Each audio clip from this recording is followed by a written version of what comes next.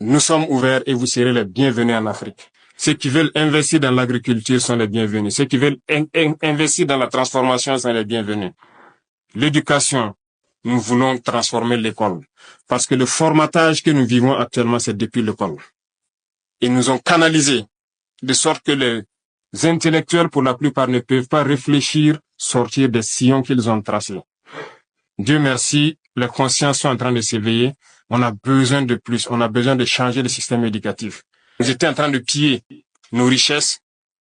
Aujourd'hui, nous sommes en train de reprendre le contrôle. Et nous n'allons plus jamais laisser nos richesses piller parce que nous avons envie de vivre. Nous avons envie de voir nos enfants soignés, éduqués, grandir en paix et vivre dans un environnement sain. Donc, nous sommes ouverts et vous serez les bienvenus en Afrique pour développer votre continent, pour unir votre continent et passer le message de cette unité. C'est très important. Continuez à passer le message pour que les jeunes se réveillent, qui ne laissent plus nous, dirigeants, faire d'eux les esclaves pour les autres. Ça ne doit pas être permis. Il y a certains pays aujourd'hui où nous avons envie de passer des messages, mais je pense que vos voix portent encore plus, parce que vous êtes des ambassadeurs partout où vous êtes, que ce soit en Amérique, en Europe, aux Caraïbes. Vous êtes des ambassadeurs. Et quand vous parlez, ça peut réveiller. Et je vous exhorte à parler. C'est une mission que je vous confie pour réveiller le continent. Passez le message pour éveiller les consciences.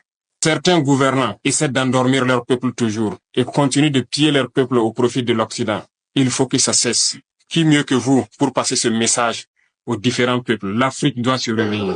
Les jeunes doivent se réveiller et ne plus permettre à ce que la même politique continue. Ce n'est pas possible. Nous avons besoin de nous unir, mais ils ont toujours été là pour nous diviser, pour pouvoir mieux régner. L'esclavage, nos ancêtres l'ont vécu. Jusqu'aujourd'hui, nous en avons marre dans nos chairs. Mais ça continue. Nos grands-pères étaient déportés, torturés. Et encore, quand ils avaient leur guerre, on a été les soutenir. Ils nous ont payé en monnaie de singe.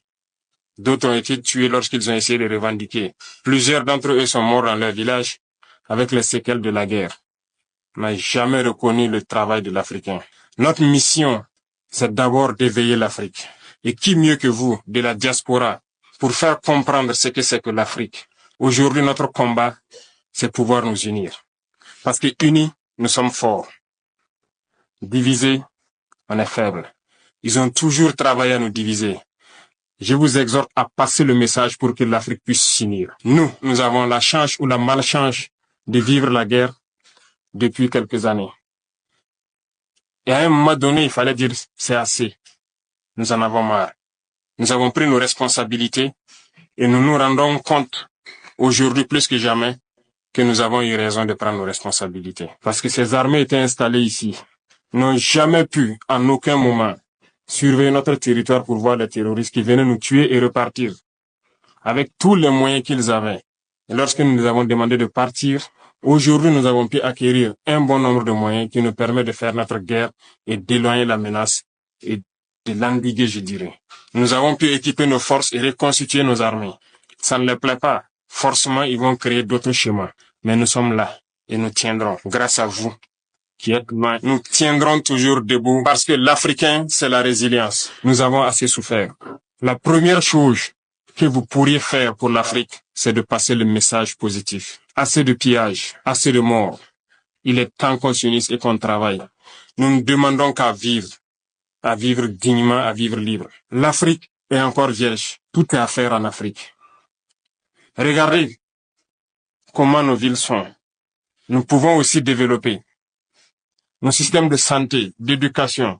Nous pouvons tout développer. Voilà que dans cette diaspora tant riche, nous avons toutes les spécialités.